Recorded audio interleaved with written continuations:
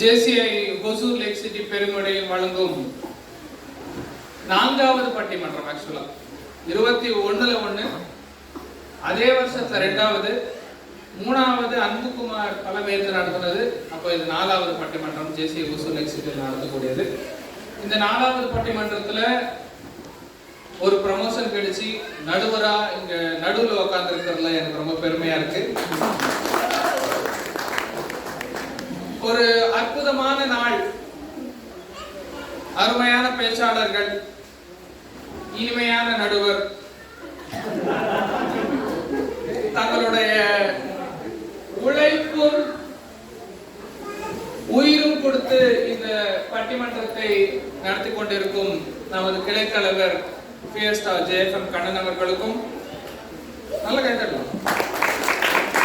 அதே மாதிரி ப்ராஜெக்ட் சேர்மனாக இருக்கக்கூடிய என்னுடைய தசாவதாரத்தை மிக தெளிவாக அனைவருக்கும் பரிசாட்டக்கூடிய நபர் ப்ராஜெக்ட் சேர்மன் முத்துகிருஷ்ணன் அவர்களுக்கும், நான் இங்கதான் இருக்கேன் அப்படின்னு சொல்லக்கூடிய ப்ராஜெக்ட் டைரக்டர் சிவகுமார் அவர்களுக்கும், நான் இந்த வருஷம் செக்ரட்டரி தான், நான் அடுத்த வருஷம் தலைவரா பிரசிடென்ட் எலெக்டா இருக்கிற யோகேஷ் ஜாலி அவர்களுக்கும்,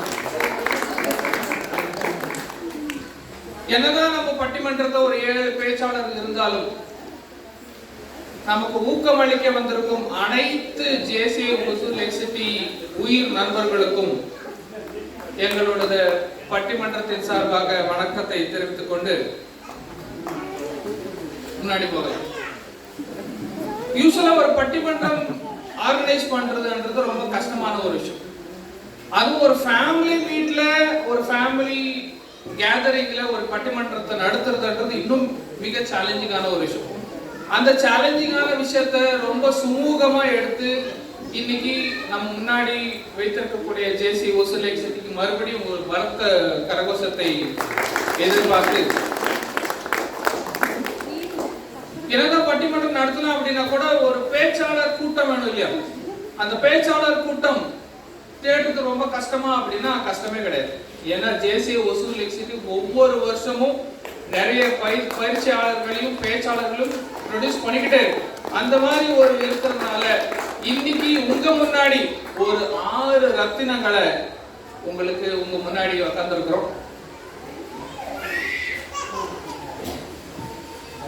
இன்றைக்கு தலைப்பு பாத்தீங்கன்னா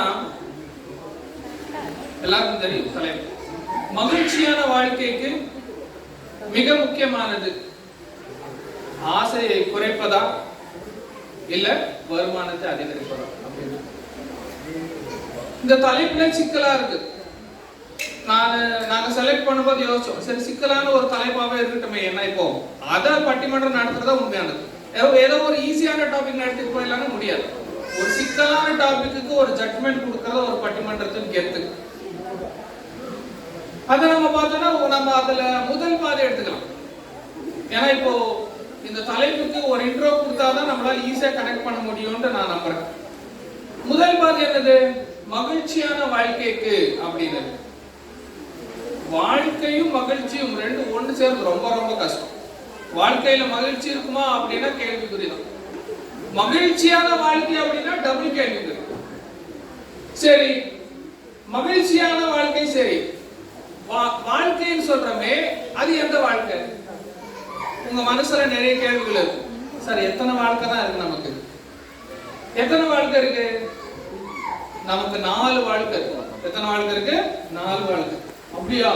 அப்படின்னா முதல் வாழ்க்கை அப்படின்னா நம்மளோட பர்சனல் லைஃப், 2வது வாழ்க்கை அப்படின்னா நம்மளோட ப்ரொஃபஷனல் லைஃப், 3வது வாழ்க்கை அப்படின்னா சோஷியல் லைஃப், 4வது சில பேருக்கு இருக்கும் இல்லாம போகும். என்னது? ஸ்பிரிச்சுவல், ஆன்மீக வாழ்க்கை. சில பேருக்கு 4 இருக்கும், சில பேருக்கு 3, சில பேருக்கு 2, சில பேருக்கு 1 கூட இருக்கிறது வாய்ப்பு. அப்படி இன்னைக்கு இந்த பட்டிமன்றத்தில் நம்ம பேசக்கூடிய அந்த வாழ்க்கை எது அப்படின்னா, முதல் பர்சனல் வாழ்க்கையில, தனிப்பட்ட வாழ்க்கை மகிழ்ச்சியில ஆசையை குறைக்கணுமா இல்ல வருமானத்தை அதிகப்படுத்தணுமா அப்படின்றதுதான் இன்னைக்கு பேச்சு. ஏன்னா நம்ம வேற வேற வாழ்க்கையில பேசுனா இன்னைக்கு பேசுற பேச்சு எடுபடாது. அப்போ எந்த வாழ்க்கையை பத்தி பேசுறோம்ன்றது ரொம்ப முக்கியமானது. அப்போ அடுத்த பாதிக்கு வரலாம். அடுத்த பாதி என்ன? ஆசையை குறைக்கணுமா? இந்த பர்சனல் லைஃப்ல ஆசையை குறைக்கணுமா இல்ல வருமானத்தை அதிகப்படுத்தணும்? இந்த ஆசை வருமானம் ரெண்டுமே முக்கியமா இல்லையா அப்படின்னு ரெண்டுமே வேணும். யாராவது ஆசை வேணாம் அப்படின்ற யாராவது இருக்கீங்களா இங்க? கண்டிப்பா இல்லை. சார் வருமானம் வேணாம் இல்ல, அப்ப ரெண்டுமே தேவை. அப்ப ரெண்டுமே எந்த அளவுக்கு தேவை அப்படின்றத இந்த பட்டிமன்றம். இப்ப ஆசை அப்படின்னு பாத்தீங்கன்னா ஆசை இல்லாதவன் வாழவே முடியாது. வாழ்க்கையில ஆசை இல்லைன்னா இன்ட்ரெஸ்டிங்காவே இருக்காது. ஆசைப்படாதவன் மனுஷனே கிடையாது. அப்போ ஆசை நமக்கு ரொம்ப ரொம்ப தேவையா இருக்கு. இப்படி இன்னும் கொஞ்சம் அந்த டாபிக் உள்ள போலாம். ஆசை எவ்வளவு முக்கியம் அப்படின்னு பார்த்தா நம்ம சின்ன வயசுல பார்த்துருப்போம்.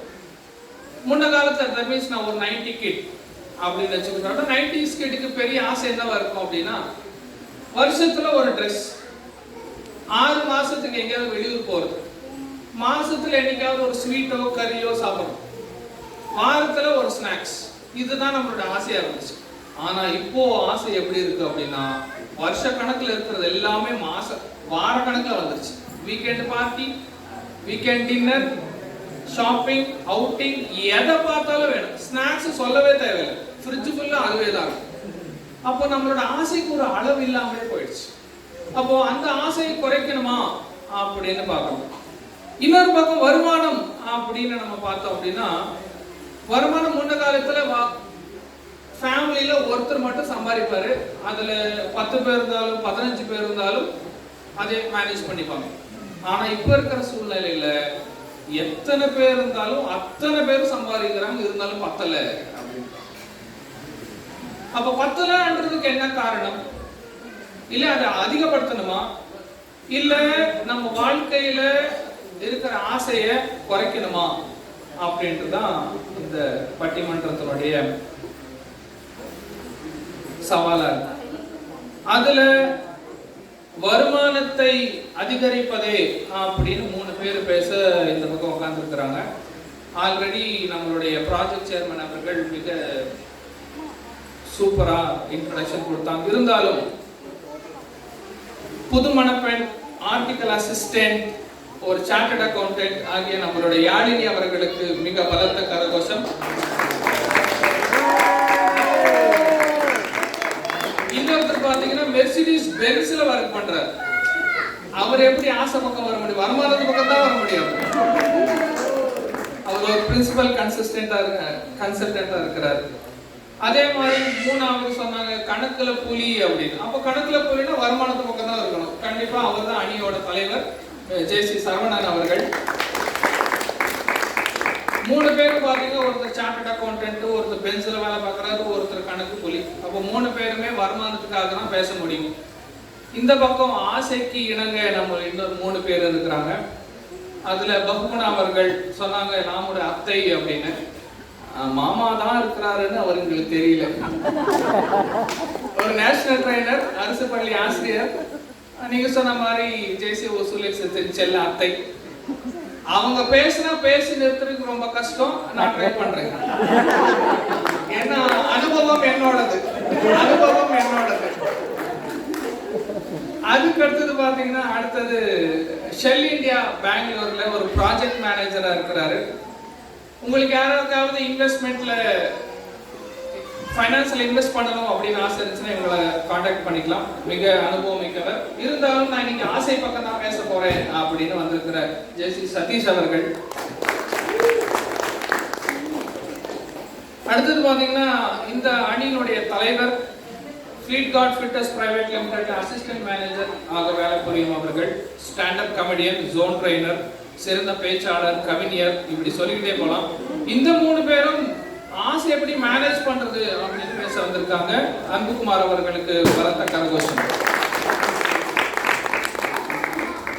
அப்போ இந்த முன்னுரையை வச்சு மகிழ்ச்சியான வாழ்க்கைக்கு மிக முக்கியமானது ஆசையை குறைப்பதா இல்ல வருமானத்தை அதிகப்படுத்துவதா அப்படின்றதுதான் நம்மளுடைய போட்டி. இந்த போட்டியை ஆரம்பிக்கலாமா? எல்லாம் ரெடியா? அப்போ உங்கள் முன்னாடியில் இளம் பெண் பேச்சாளர், முதல் முறை பட்டிமன்ற பேச்சாளர் ஆகிய கன்னி பேச்சாளர் ஜேசி யாழினி அவர்களை மேடைக்கு வருமாறு அன்போடு